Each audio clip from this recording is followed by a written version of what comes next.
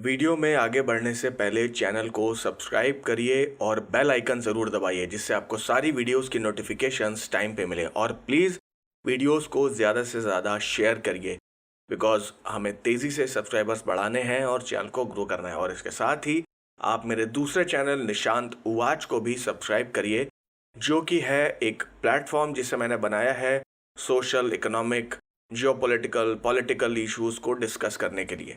तो प्लीज़ जाइए, उसे भी सब्सक्राइब करिए और बेल आइकन ज़रूर दबाइए। और हर वीडियो के बारे में हमें कमेंट सेक्शन में फीडबैक दीजिए और नई स्टोरीज और बुक्स के बारे में सजेशन भी दीजिए जिससे मैं उनकी ऑडियो बुक्स आपके लिए लाता रहूं। एंजॉय।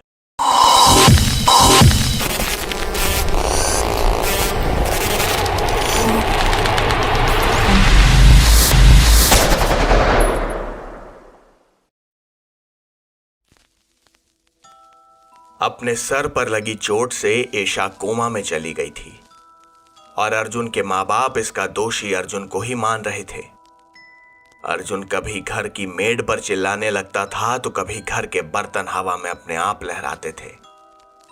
घर के पास पड़ोस के लोगों के साथ अजीब सी घटनाएं होने लगी थी और ये सब कुछ अर्जुन का किया धरा था। एक दिन सुचित्रा अर्जुन के कॉलेज के बैग्स को साफ करके अलमारी में जमा रही थी तो उनके हाथ एक लकड़ी का बक्सा लग गया। यह वही बक्सा था जिसमें अंकित की आत्मा कैद थी। अचानक आए अर्जुन की नजर मां के हाथ लगे बक्से पर पड़ी। अर्जुन ने वो बक्सा छीनकर उसे दोबारा बैग में डाल दिया। सुचित्रा को यह सब बड़ा अजीब लगा। एक रात अर्जुन के कमरे से शास्त्रीय संगीत की लहरियां छन छन कर हॉल तक आ रही थीं। अर्जुन के पिता जब पानी पीने किचन में गए तो उन्होंने अर्जुन के कमरे की लाइट जलती देखी। जैसे ही वो उसके कमरे की तरफ बढ़े तो अचानक अर्जुन बाहर निकल आया और उसके कमरे में कुछ भी ऐसा नहीं था जिसे देखकर वो शक करते। मिस्टर अग्रवाल कुछ समझ नहीं पाए। अर्जुन उनसे गुड नाइट कहकर दोबारा कमरे में चला गया। यक्षिणी साधना के बाद उसके दुरुपयोग की सीढ़ी चढ़ने लगा था अर्जुन।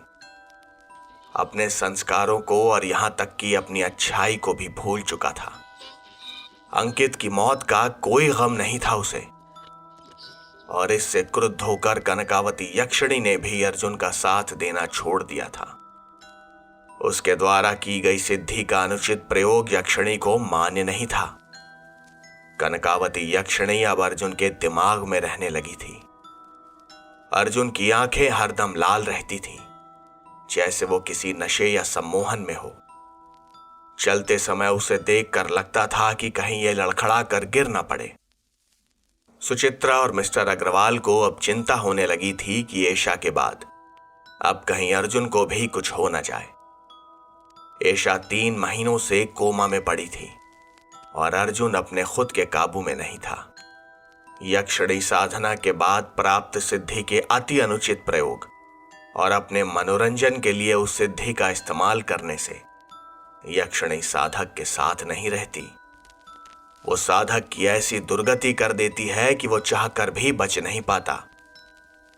इस तरह अर्जुन भी पागलों की तरह व्यवहार करने लगा था। एक दिन अर्जुन सोया हुआ था। उसके सपने में अंकित आया।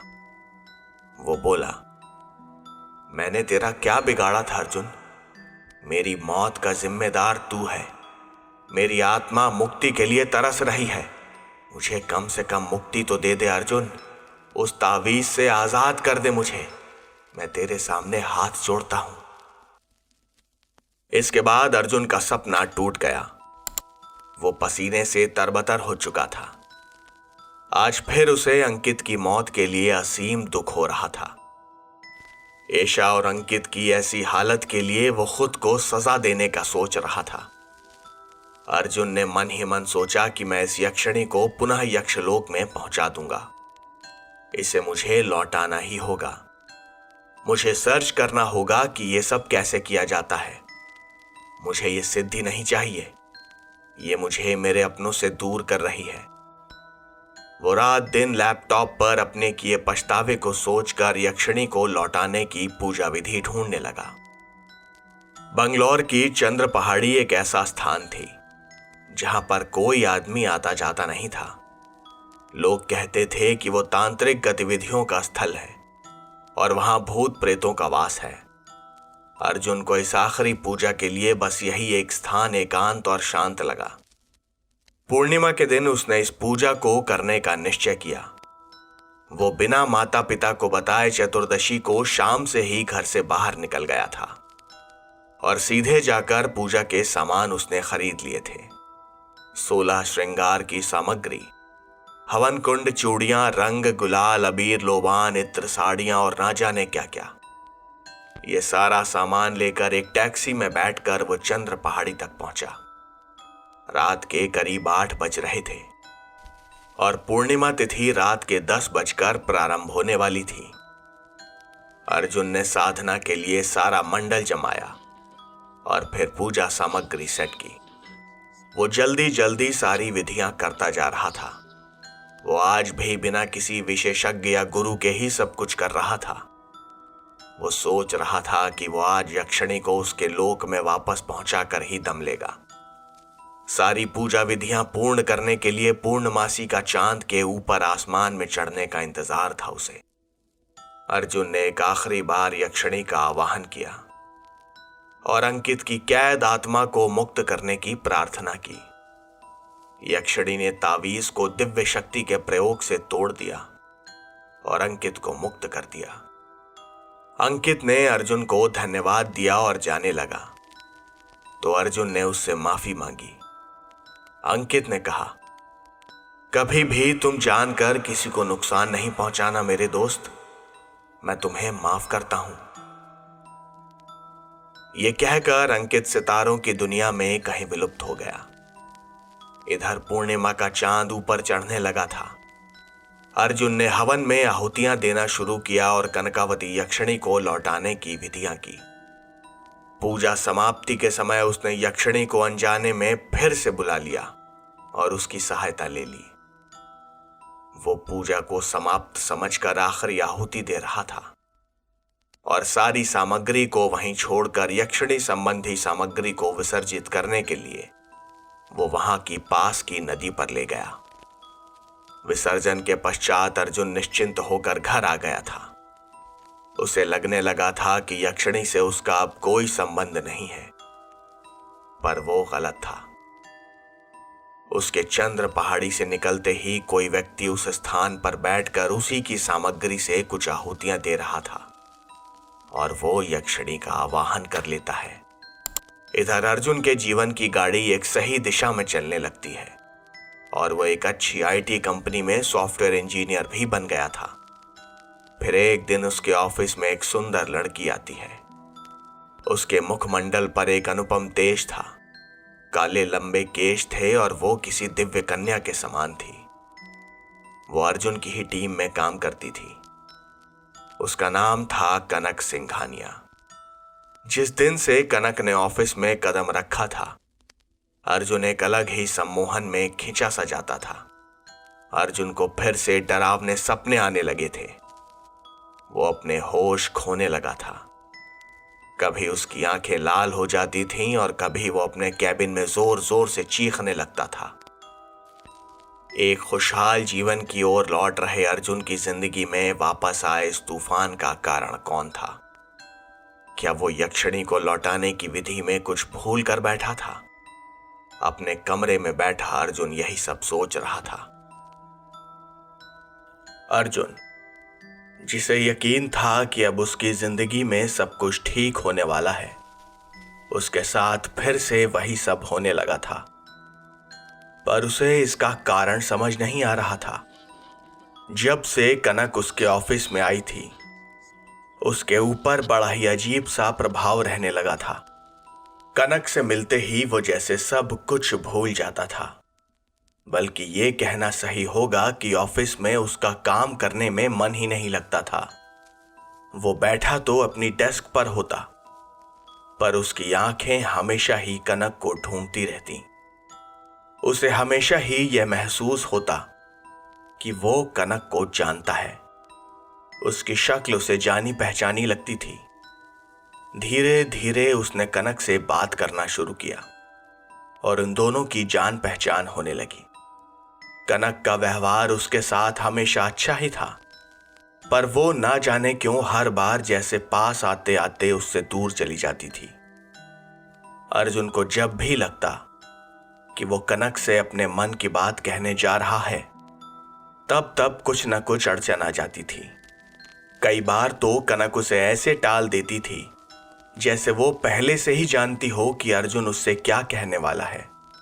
पर अर्जुन के साथ चल रही परेशानियों के बीच कोई था जो कहीं दूर बैठे बैठे बस ये सब देखकर खुश हो रहा था।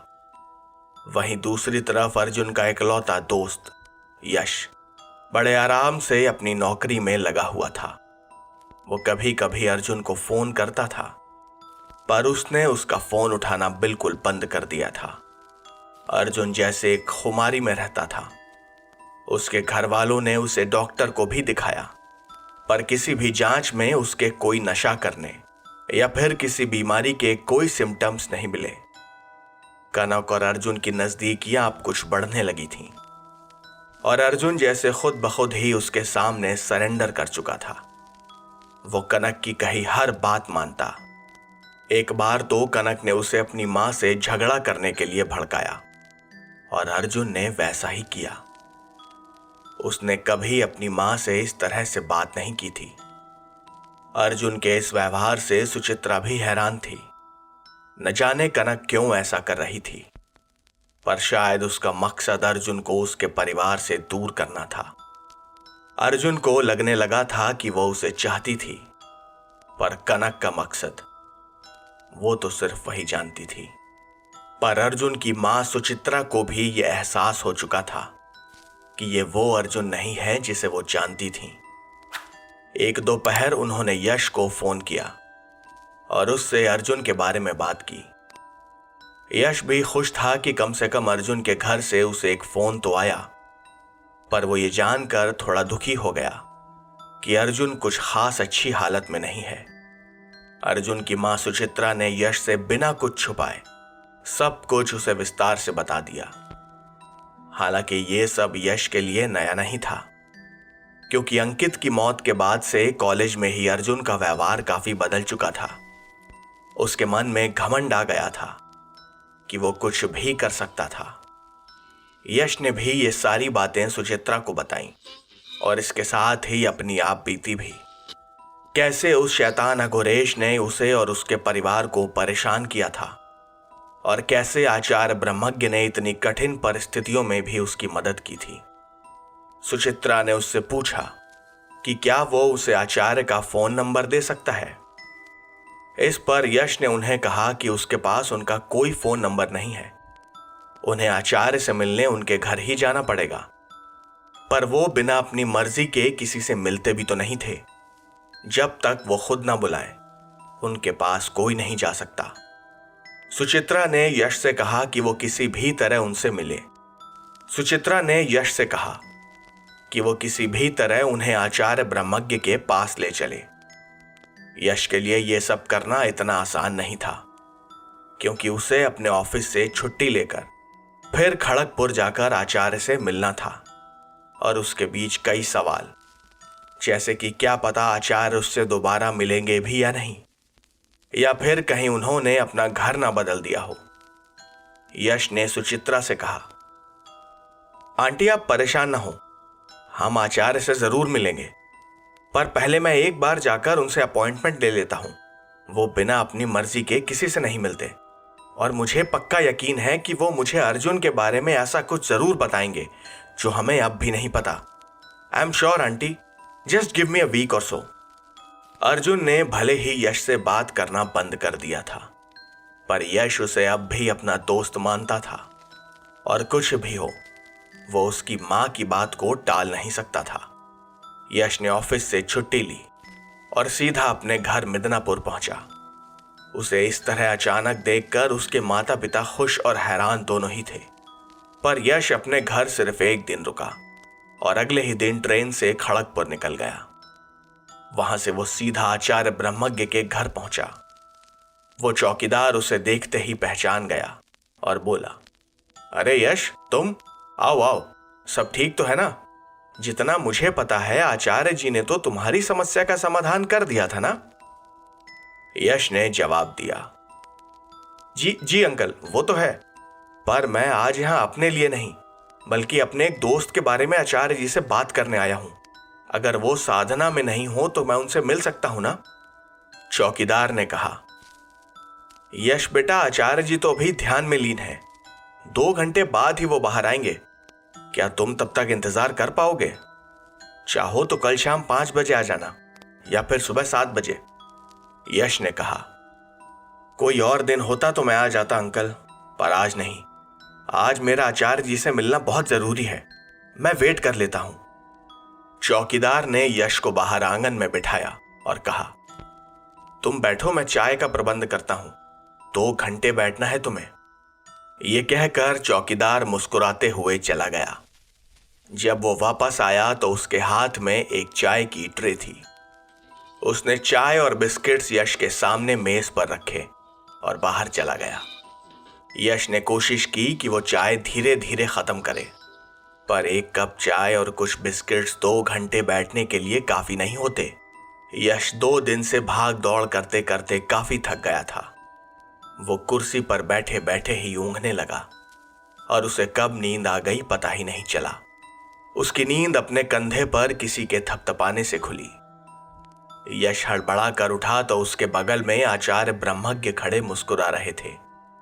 उन्हें देखते ही यश हाथ जोड़कर खड़ा हो गया। आचार्य ब्रह्मज्ञ मुस्कुराते हुए सामने वाली कुर्सी पर बैठ गए। यश के कुछ कहने से पहले ही वो बोल पड़े, क्या हाल है यश, सब ठीक? उस दिन के बाद से तुम्हें कोई सपना तो नहीं आया या फिर कोई और परेशानी? यश ने कहा, नहीं आचार्य जी, मुझे तो कोई परेशानी नहीं हुई, पर मेरा एक दोस्त अर्जुन, वो शायद काफी तकलीफ में है। तकलीफ क्या, मैं तो उसे इतनी बड़ी उलझन कहूंगा कि उसका पूरा परिवार ही इसकी चपेट में आ गया है।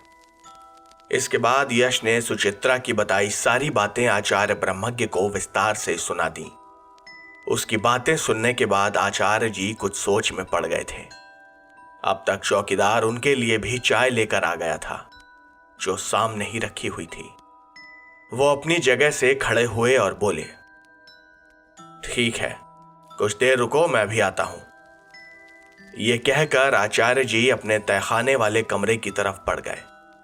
यश समझ चुका था कि आचार्य जी जरूर कुछ न कुछ काम की बात उसे बताएंगे। उन्हें गए हुए अब तक 1 घंटा हो गया था और बाहर अब अंधेरा होने लगा था। पर कुछ ही देर में आचार्य जी वापस आ गए। वो पसीने से लथपथ थे। वो यश के सामने एक गंभीर मुद्रा में बैठ गए। उन्होंने बोलना शुरू किया, यश, देख बेटा, तुम्हारा शक तो सही था। अर्जुन के साथ जो कुछ भी हो रहा है वो कोई इत्तेफाक नहीं है। दरअसल इसके तार तुमसे भी जुड़े हुए हैं। वो तांत्रिक याद है ना, जिसने तुम्हारे पिताजी को काफी परेशान किया था? वही अघोरेश, याद करो। हाँ आचार्य जी, याद है, पर उसके जादू टोने को तो आपने काट दिया था ना? आचार्य ब्रह्मज्ञ ने आगे कहा, हाँ, काट दिया था। मैं तुम्हें खुलकर सब कुछ बताता हूं। वो बदमाश अघोरेश दरअसल तुम्हारी आत्मा पर कब्जा करना चाहता था। इसीलिए उसने तुम्हारे पिता को फंसाकर उनसे तुम्हें खुद को समर्पित करवाने की कोशिश की थी। तुम्हारा जन्म एक विशेष नक्षत्र में हुआ है, इसीलिए अगर तुम्हारी आत्मा उस अघोरेश के हाथ लग जाती तो वो एक बहुत ही शक्तिशाली तांत्रिक बन सकता था। पर तुम्हारी किस्मत अच्छी थी कि तुम हमें उस दिन झील के पास दिखाई दे गए थे।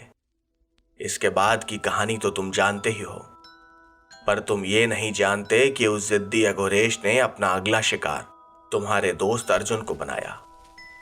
यश बीच में ही बोल पड़ा, पर आचार्य जी, वो कैसे? अर्जुन कॉलेज में तो बिल्कुल ठीक ठाक था, फिर अब बंगलौर में वो अघोरेश उसे परेशान कैसे कर सकता है? आचार्य ब्रह्मज्ञ कुछ सोचते हुए बोले, तंत्र बड़ी ही अलग चीज है यश। ये तुम्हारी टेक्निकल स्टडीज की तरह लॉजिक पर नहीं, बल्कि गुरु कृपा, विश्वास और अभ्यास पर चलता है। अघोरेश जैसे तांत्रिक और हमारे जैसे साधकों के पास कई शक्तियां और सिद्धियां होती हैं, जिनसे वो अपने या अपने यजमानों के कई काम घर बैठ कर ही करा सकते हैं। और जब अघोरेश जैसे शैतानी दिमाग के तांत्रिक इस तरह की शक्तियां हासिल कर लेते हैं तो फिर अपने लक्ष्य की प्राप्ति के लिए वो किसी भी हद तक जा सकते हैं। हमने अभी अपनी साधना से पता लगाया है कि तुम्हारे हॉस्टल में काम करने वाले चौकीदार लाल सिंह और तुम्हारे जिगरी दोस्त अंकित की मौत का जिम्मेदार वही अघोरेश है। उसने अंकित के शरीर पर कब्जा कर लिया था और उसका लक्ष्य था अर्जुन द्वारा की गई यक्षिणी साधना के फल को प्राप्त करना। आचार्य जी के कुछ कहने से पहले ही यश ने दोबारा उन्हें टोका, पर आचार्य जी, अर्जुन को यक्षिणी साधना करना आया कैसे? उसने हमें तो इस बारे में कभी नहीं बताया, और वो ऐसा करेगा ही क्यों? उसे तो इन सब में कोई खास इंटरेस्ट भी नहीं था। आचार्य ब्रह्मज्ञ ने जवाब दिया, तुम्हारे मन में उठने वाले सारे सवाल जायज हैं। अर्जुन ने ऐसा क्यों किया इसका कारण तो मैं नहीं जानता, पर अर्जुन ने साधना की थी और वो उसमें सफल भी हुआ था। पर यक्षिणी जैसी किसी इतनी शक्तिशाली सिद्धि को अपने साथ रख पाना कोई आसान कार्य नहीं है। अर्जुन ने यह साधना किसी गुरु के सानिध्य में नहीं की थी और इसीलिए इसके विपरीत प्रभाव उस पर जल्दी ही नजर आने लगे।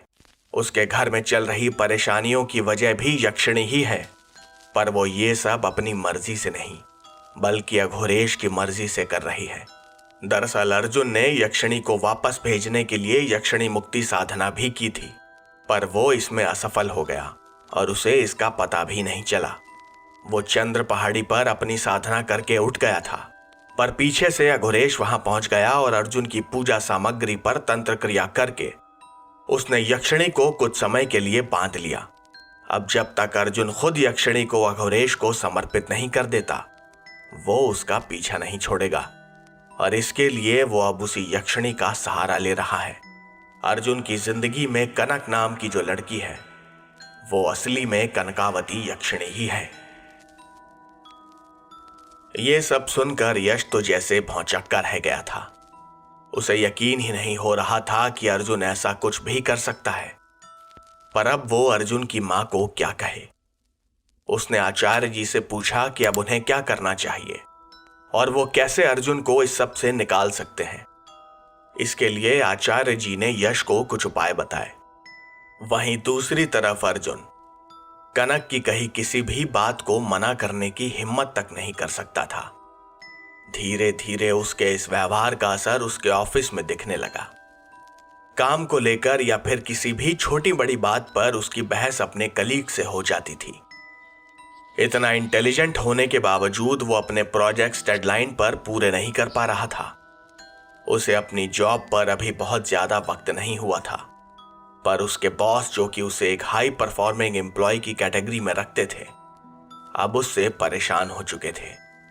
और एक दिन अर्जुन के बॉस ने उसे अपने कैबिन में बुलाकर रिजाइन करने को भी कह दिया।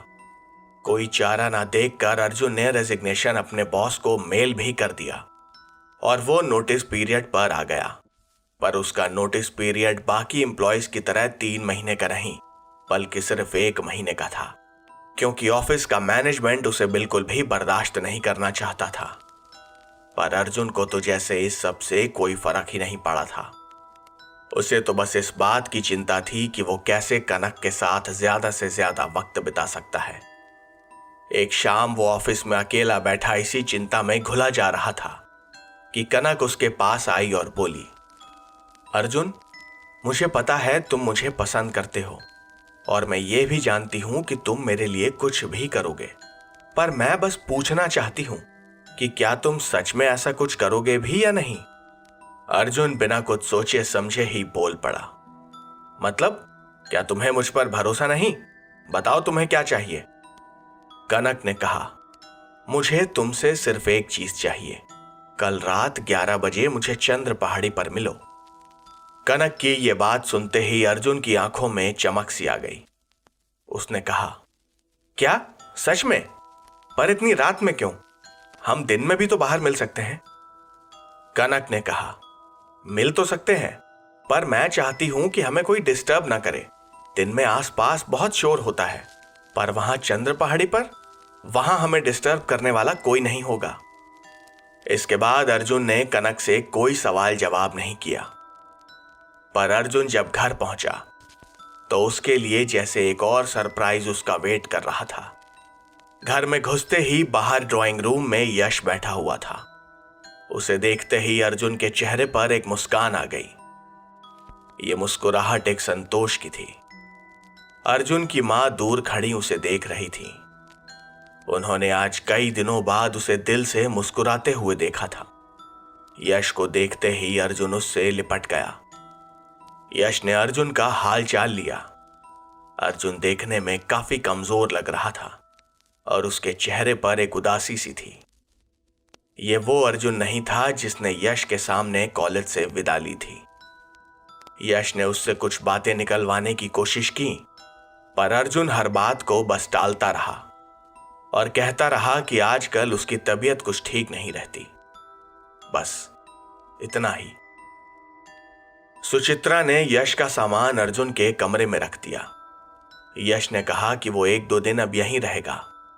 ये सुनकर अर्जुन की खुशी का ठिकाना नहीं था, पर वो कहने लगा कि वो यश के साथ एक कमरे में नहीं सोएगा।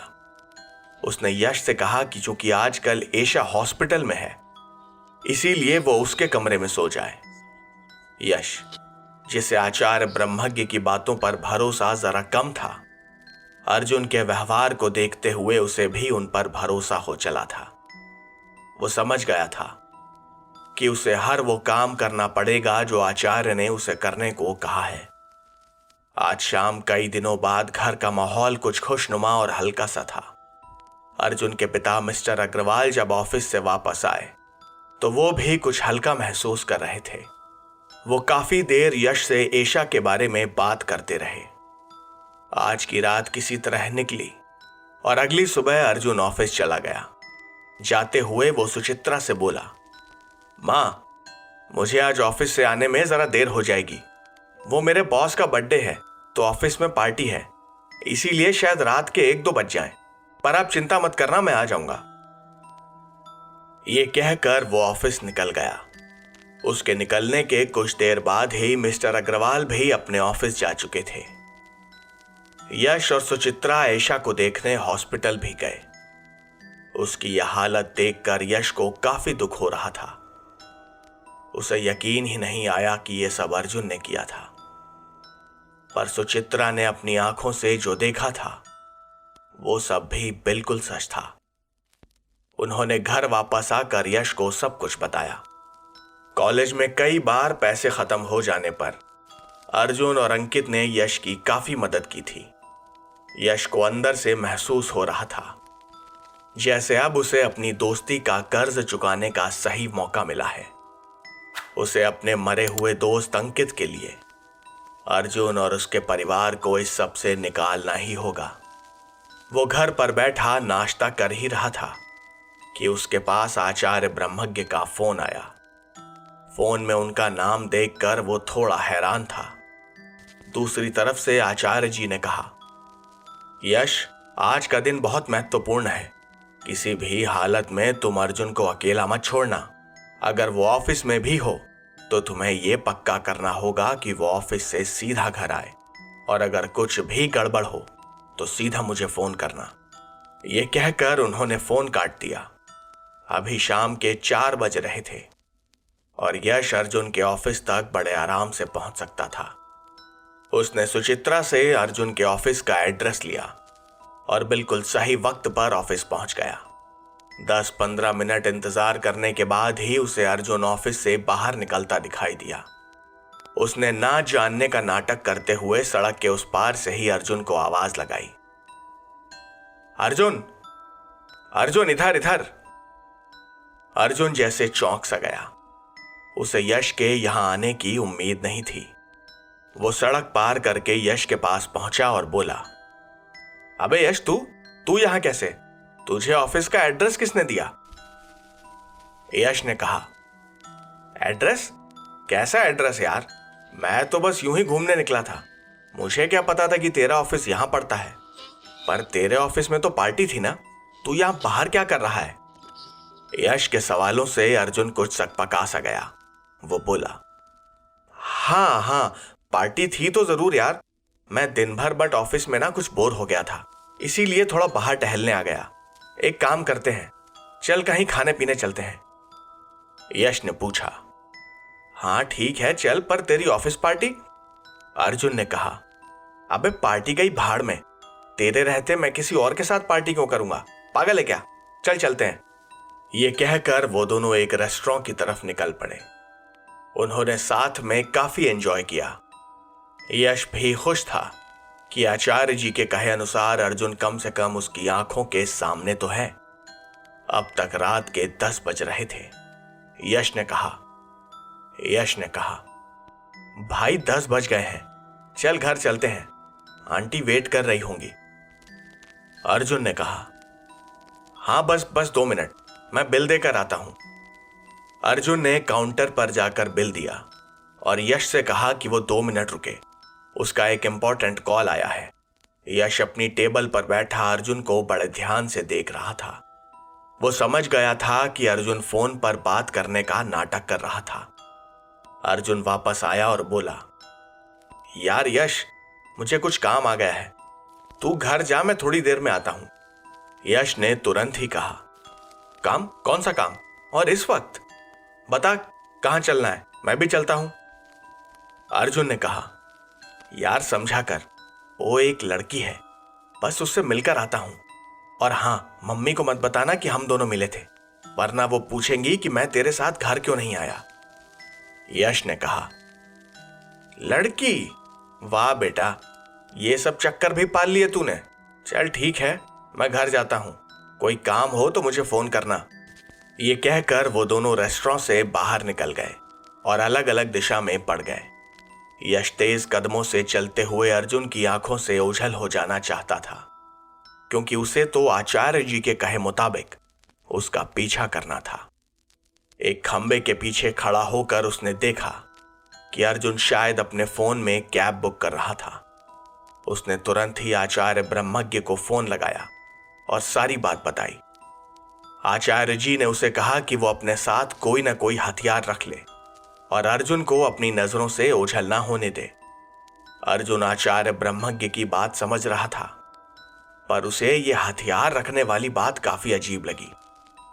कुछ दूरी पर खड़ा अर्जुन शायद टैक्सी का इंतजार कर रहा था और उसकी टैक्सी जल्दी ही वहां आ भी गई। यश भी जल्दबाजी में इधर उधर देखने लगा।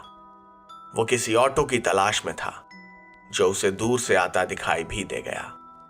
उसने ऑटो रोका और ऑटो वाले से कहा, भैया जल्दी से उस टैक्सी के पीछे चलो। ऑटो वाले ने कहा, ओ भाई, ये सब क्या है, कौन से चक्कर में हो?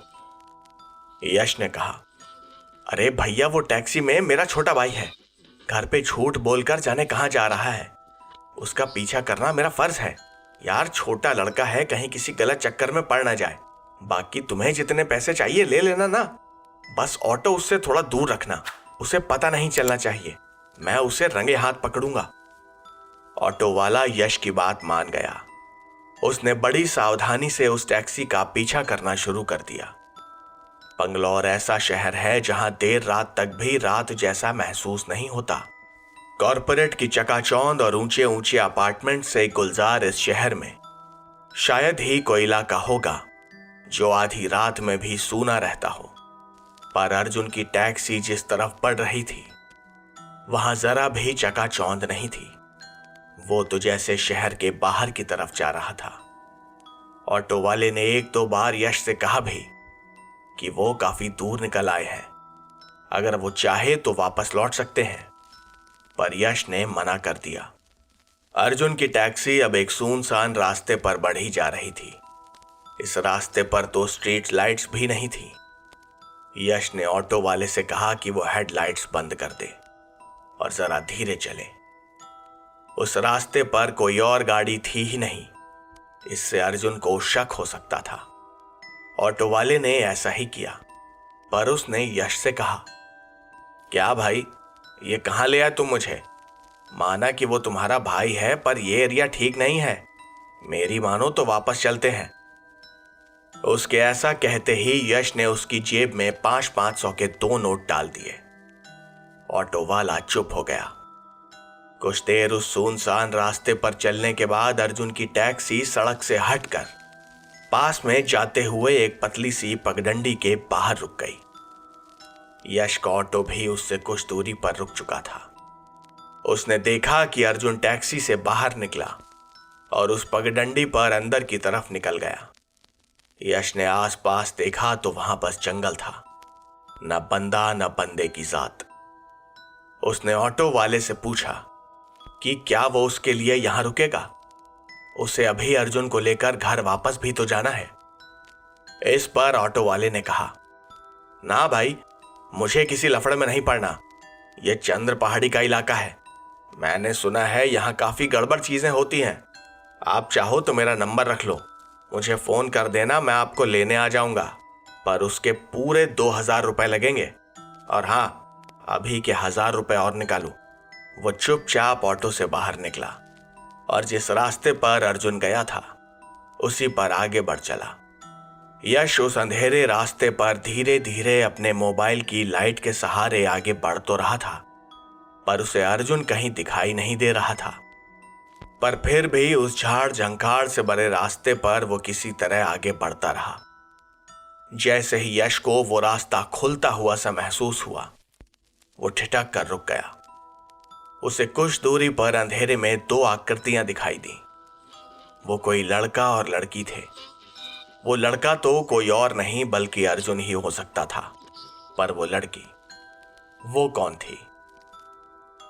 अर्जुन ने उसे इस बारे में कुछ बताया तो नहीं था, पर हां, आचार्य ब्रह्मज्ञ ने इसके बारे में कुछ सुराग तो जरूर दिए थे।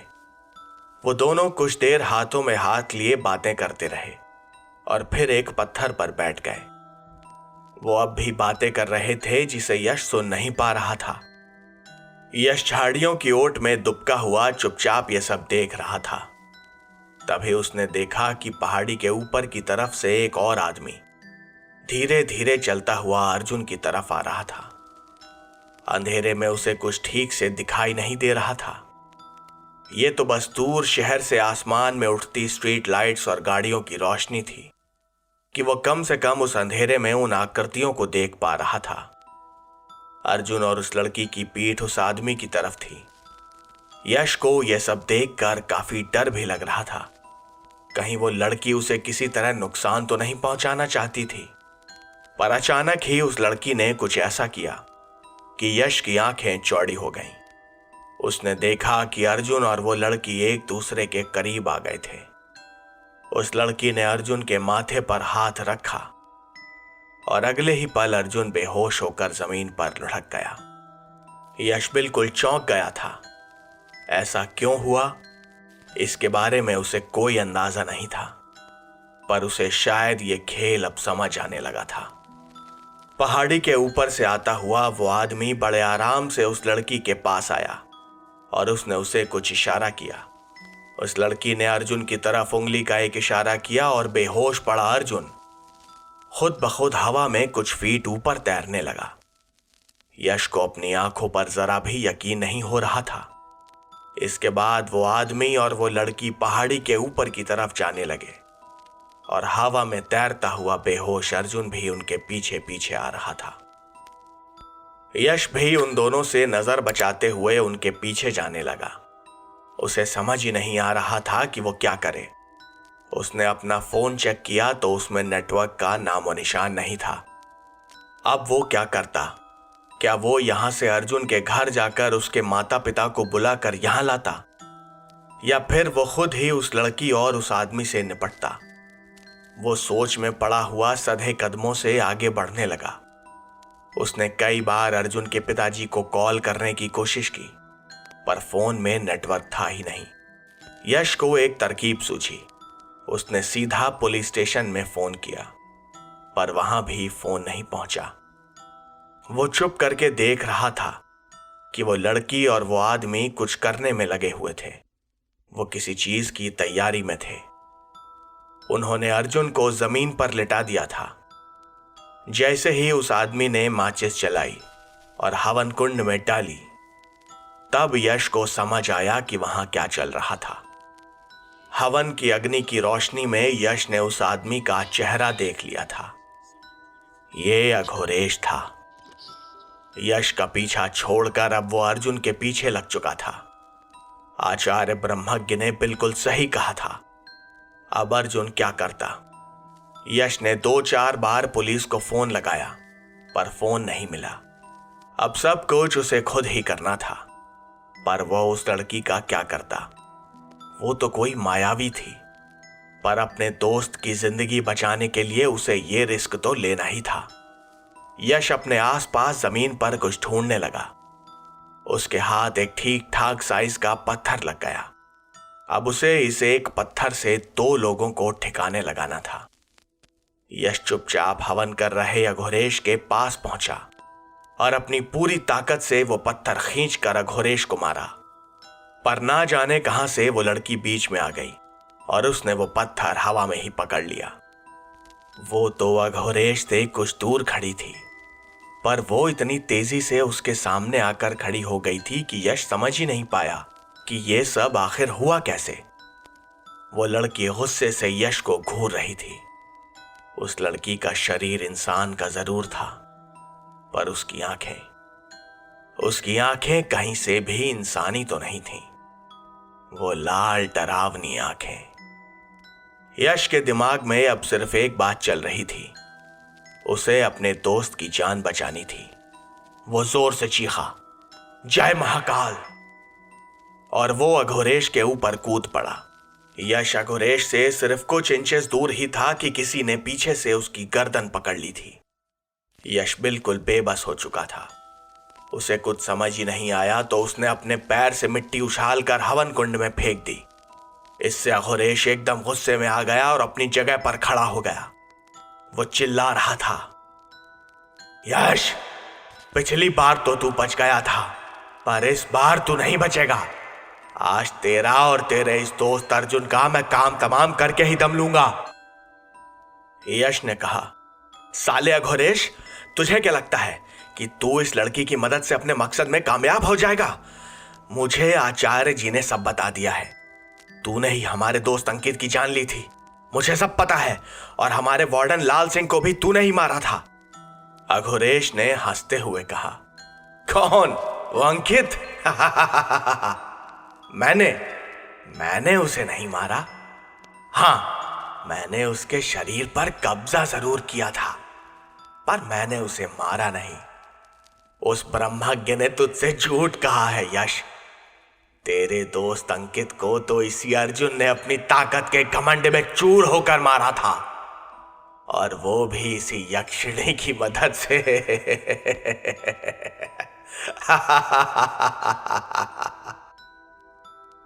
ये सुनते ही यश का सारा गुस्सा दुख में बदल चुका था। उसका शरीर बिल्कुल ढीला पड़ गया था। उसे उम्मीद नहीं थी कि अर्जुन कभी ऐसा करने की सोच भी सकता था। अंकित उनका पक्का दोस्त था। इस बीच यक्षिणी की पकड़ भी यश पर कुछ ढीली हो गई थी। यश बेसुध सा जमीन पर बैठ गया था और अघोरेश ने यक्षिणी को यश को ठिकाने लगाने का इशारा किया, पर अगले ही पल यश उछलकर अघोरेश पर टूट पड़ा। उसने वो हवन कुंड और तंत्र क्रिया का सारा सामान जमीन पर बिखरा दिया और अघोरेश के साथ हाथापाई करते हुए उसने उसके गले में लटकी सारी मालाएं और तावीज तोड़ दिए। इस सब के बीच यश ये भी सोच रहा था कि यक्षिणी ने अभी तक उस पर हमला क्यों नहीं किया। अघोरेश मदद के लिए चिल्ला रहा था, यक्षिणी, मैं तुझे आदेश देता हूं, इसी वक्त इस लड़के को भस्म कर दे। पर यक्षिणी अपनी जगह पर खड़े खड़े बस मुस्कुरा रही थी।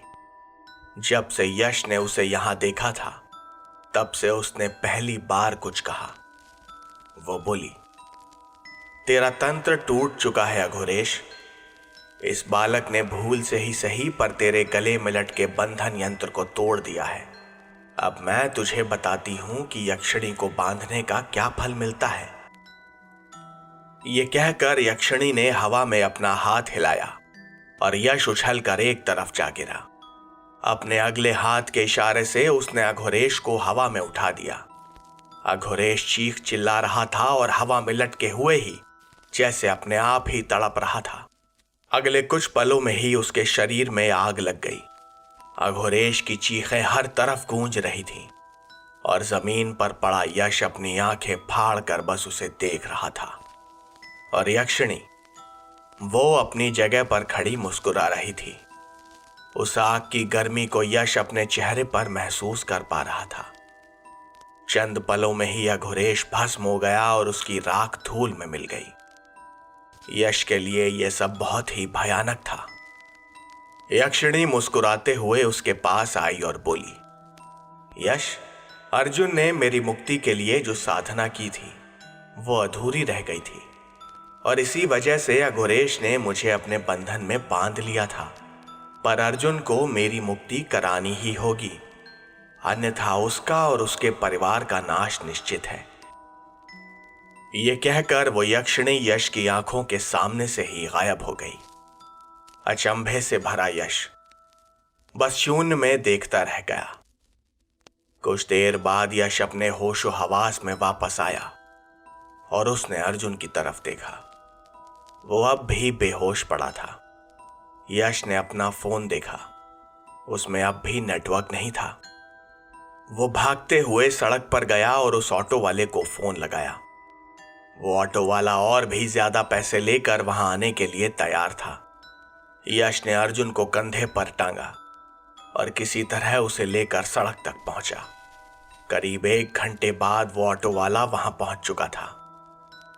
यश बेहोश अर्जुन को लेकर सड़क के किनारे बैठा हुआ था। उसके कपड़े मिट्टी से लथपथ थे। उन दोनों ने मिलकर अर्जुन को ऑटो में लेटाया और उसके घर पहुंचे। अर्जुन के घर पर सबका बुरा हाल था। अर्जुन को उसके बिस्तर तक पहुंचाने के बाद मिस्टर और मिसेस अग्रवाल को सारी बातें विस्तार से यश ने बताई और ये भी कहा कि उन्हें कल ही अर्जुन को लेकर आचार्य ब्रह्मज्ञ के पास जाना होगा। जो कुछ यश ने उन्हें बताया और अर्जुन की मां सुचित्रा ने जो अपनी आंखों से देखा था, उसके बाद इस सब को ना मानने का कोई मतलब ही नहीं था। अगले दिन वो सब अर्जुन के होश में आते ही आचार्य ब्रह्मज्ञ के घर पहुंच गए। आचार्य जी तो जैसे पहले से ही उनका इंतजार कर रहे थे। उन्होंने कहा, यश, मैं तुम्हारा ही इंतजार कर रहा था। तुमने अर्जुन की जान बचाई है, वरना वो अघोरेश उसे जिंदा नहीं छोड़ता। पर यश ने उनसे कुछ नहीं कहा। शायद अंकित की बात छुपाने की वजह से वो आचार्य जी को कहीं हद तक दोषी मान रहा था। अर्जुन के माता पिता ने आचार्य ब्रह्मज्ञ से अर्जुन को उस यक्षिणी से मुक्त करने की प्रार्थना की और अर्जुन भी इसके लिए सहर्ष तैयार हो गया। आचार्य ब्रह्मज्ञ ने भी अपने तहखाने में अर्जुन के साथ यक्षिणी मुक्ति साधना संपन्न की और अर्जुन को हमेशा हमेशा के लिए उस यक्षिणी से दूर कर दिया। उसी शाम हॉस्पिटल से एक फोन मिस्टर अग्रवाल के पास भी आया। अर्जुन की छोटी बहन एशा होश में आ गई थी। सब कुछ ठीक हो गया था, पर यश के मन में एक फांस अभी भी बैठी हुई थी। उसने अर्जुन से अंकित के बारे में पूछा तो उसका मुंह उतर गया। उसने तसल्ली से यश को उस रात का पूरा घटनाक्रम बताया। वो यश से बार बार माफी मांग रहा था, पर यश ने उस पर यह एहसान नहीं किया। वो आचार्य ब्रह्मज्ञ के घर से सीधा अपने घर मिदनापुर गया और उसने अर्जुन से दोबारा कभी बात नहीं की। वहीं अर्जुन, उसे अपनी जिंदगी का सबसे बड़ा सबक मिल गया था। वो सबक था अपने ज्ञान और शक्ति पर घमंड ना करने का। कुछ ऐसी ही गलती रावण जैसे महापंडित ने भी की थी, पर इसका नतीजा इतना भयानक हुआ कि उसका पूरा वंश ही इस गलती की भेंट चढ़ गया।